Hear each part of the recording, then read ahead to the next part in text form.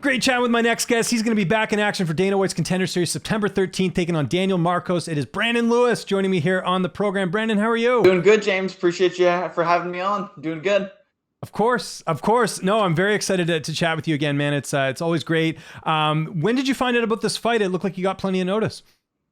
Yeah, I think I found out it was not too long after my last fight. I think it was like a couple weeks later. I got the call, and I was just super excited that I had the opportunity again. So I would probably say I think I got like a 5 week notice. So yeah, Okay. about 5 weeks out from the fight date.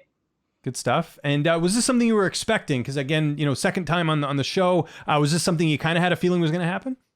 I had a feeling I was shooting for it. My opponent that I beat last for the last fight, he was also in Contender Series. There's some talks about potentially, him going up there as well. So it was kind of like a fight. Okay, who gets called up? And luckily, I finished it in the second round and got the call.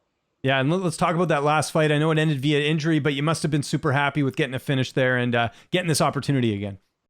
Yeah, no, I mean the fight, first round, just kind of finding my range. I'm used to fighting much taller opponents, so as soon as I could kind of figure out my range and get my hands on you a little bit, the better. And went through some adversity, got taken down, worked my way back up to my feet. Something I've been working on since my last Contender Series fight. Obviously with the loss with the wrestling, I did something that I just wanted to mostly focus on, was just defending those takedowns, getting back up to my feet. And something that I was able to work on in my last fight. So second round, found my range again, got my gloves on him, and eventually got the finish. I guess he injured his shoulder. I landed a punch, rocked him a bit. He shot a takedown, sprawled on him, and then I ended it in ground and pound. But I guess in the middle of that transition, something happened with the shoulder in the middle of it. So. Yeah, well, it's all good, man. Here you are, and you're taking on Daniel Marcos, an undefeated fighter, 12-0. What do you know about him? How do you feel like you match up against him here? Yeah, I know he's going to come hungry. He's 12-0, super tough. I believe he has like 7 knockouts. Seems like a striker from what I've seen. So hopefully he comes out hungry, willing to bang, willing to put on a show. And I think that's what Contender Series is about, is putting on exciting performances and shows to show the crowd, show Dana White, hey, I'm willing to put on good, exciting fights. I'm willing to finish the fight. And now you got 2 people lining up ready to do so. So I'm going to come out on top for this one. Do you watch tape on your opponents? It kind of sounds like you do. I know some fighters will leave that to their coaches. How do you? What's your sort of view on that? I'll do an initial, just out of curiosity. I'll do like an initial look, but I don't dwell on it. I don't like to look out for too many things. I believe he hasn't had a fight recently, so yeah, it's been a bit of a lot could change in any really period of time, but especially if it's like years. You don't know what to expect. So I'm expecting the best version of him. Whatever tape that I did see, I'm hoping he's 100 times better, and that's what I'm preparing for. Who've been some of the main training partners helping you get ready for this fight? Oh, Blake Smith, Adam Amato, Tyler Keating, Argenis Castro. The Def 4 guys have been helping out. A lot of guys from my jiu-jitsu gym have been stepping up and helping out as well. A lot of jiu-jitsu guys, they don't like getting punched in the face, but luckily a lot of the guys from Arm and U, they've been stepping up, helping out. I'm like, hey, put me in certain positions, throw the gloves on, and hit me while I'm there. And they're like, oh, okay, they're a little uncomfortable with it, but they've been doing me a big favor, helping me out. This camp has been a lot of people just coming together and helping me out big time for this one. So I appreciate all my teammates and all the support that I've gotten so far leading up to this fight. It sounds like a lot of variety too. I know that's really key, especially in any situation, because you never know where the fight's going to end up. Just how crucial is that? And a mix of like I said, the amateurs and the pros, right?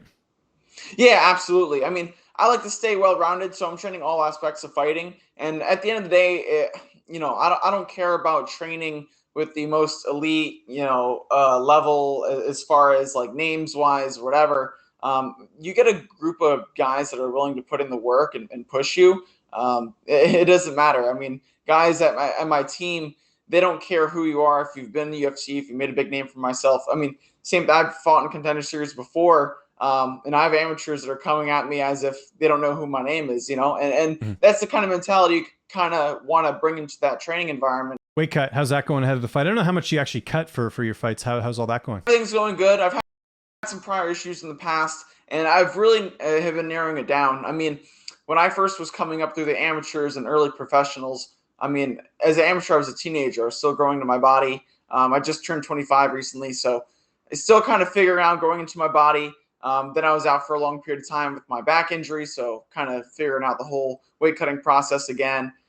This time it's going a lot smoother. So, doing a lot of extra stuff. Like I'm counting my calories, I'm tracking everything that I eat. I'm making sure the cardio that I'm doing, the workouts that I'm doing leading up to the final weeks are kind of more so like long burning, like long strenuous types of workouts.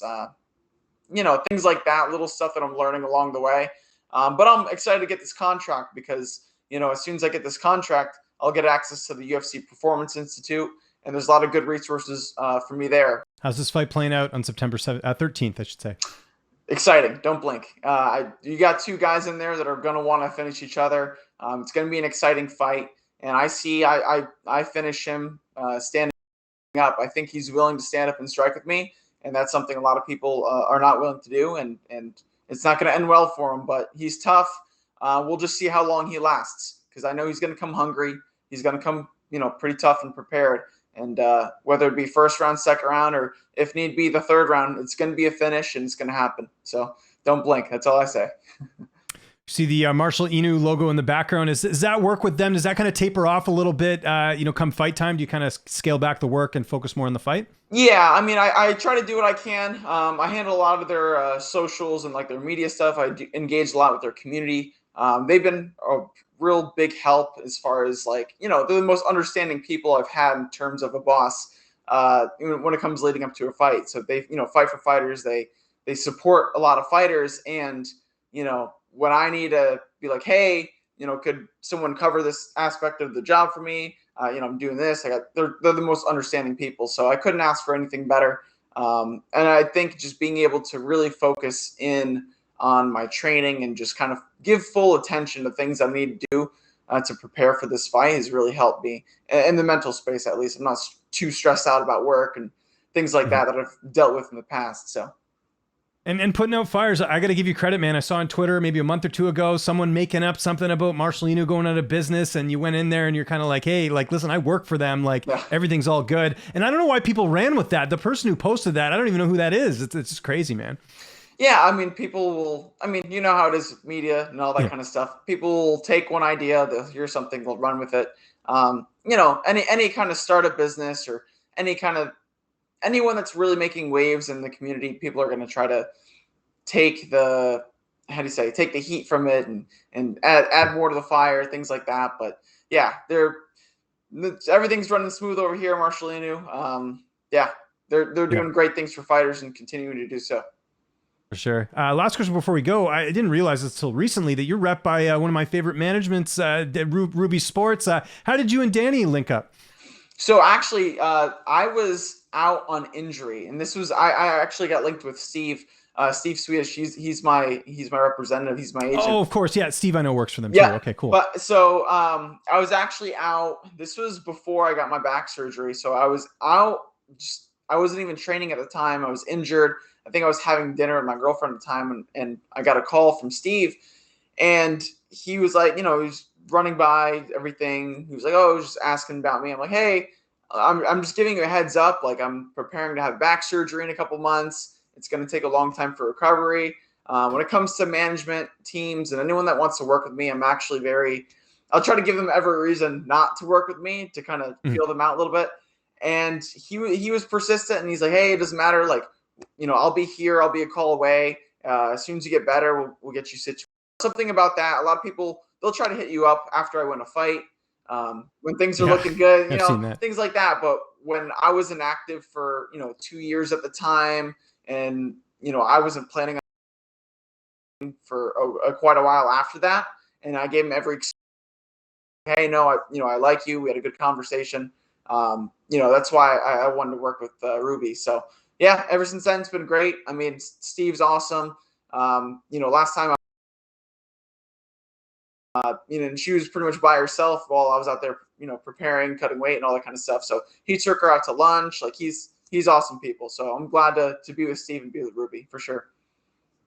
And maybe the best management fight shirts that I've ever seen. I like that design with the ruby thing. I don't know if they hook you up with that or not, but those are pretty cool. Brandon, thanks so much for doing this, man. It's awesome to see you get this opportunity. September 13th, Dana White Contender Series. If there's anyone you want to thank, any sponsors or any social media you want to plug, I'll give you the last word. Thank you. Yeah. If you guys want to follow my social media, I'm Brandon Lewis MMA on pretty much everything.